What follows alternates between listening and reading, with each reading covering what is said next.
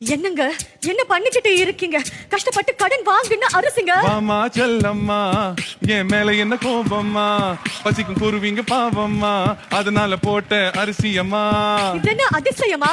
கடவுளே, என் பாரதிய நீ கொஞ்சம் சரி செய்யமா. ஐயோ ஏமா கத்துறேன், முடியல என் காத பொத்துறேன்.